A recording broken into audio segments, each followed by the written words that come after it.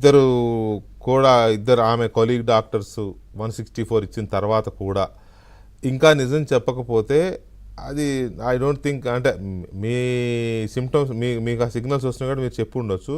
నేను అనుకుంటున్నా ఎంతో కొంత ఒప్పుకుంటుందని అనుకుంటున్నా, మళ్ళీ ఇంకా కూరుకుపోతుందేమో అని. ఒకవేళ నిజంగానే యాసిడ్గా మీకు జరిగిన దాన్ని ఆవిడ యాసిడ్గా నోరు ఇప్పితే నిజం చెప్పితే అప్పుడేంటి కేసు దర్యాప్తు ఏ దిశగా సాగే అవకాశం ఉంది?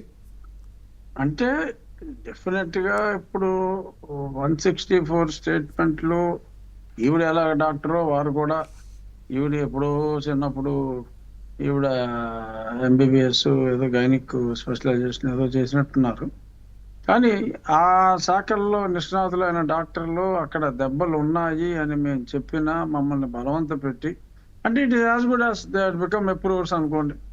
ఒకసారి నిజం ఒప్పుకున్న తర్వాత నేను వాళ్ళకి చెప్పలేదు అన్నంత మాత్రాన డెఫినెట్గా ఆవిడ కోఆపరేట్ చేయట్లేదు కాబట్టి whatever temporary protection she got, డెఫినెట్గా that might get cancel and she has to go to jail అని అనుకుంటున్నాను, నా ఊహ.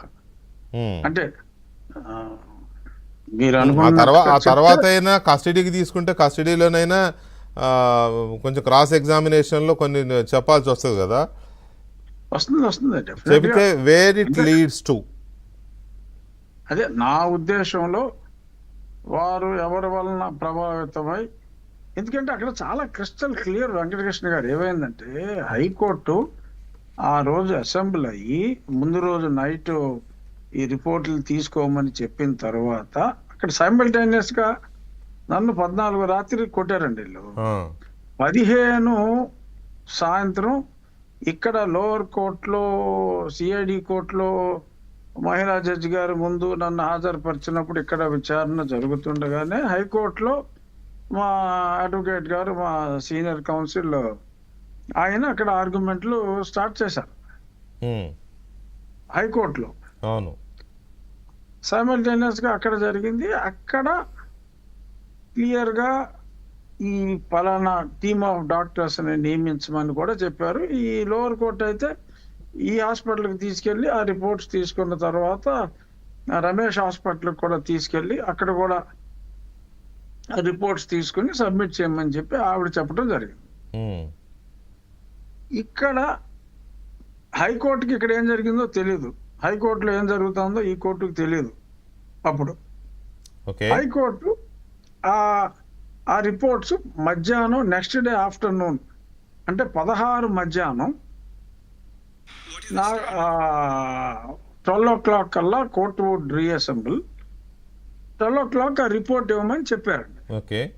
12 o'clockకి ప్రభావతి గారు ఆ రిపోర్ట్ ఇవ్వాల. నా టెస్ట్లన్నీ రాత్రి అయిపోయినాయి.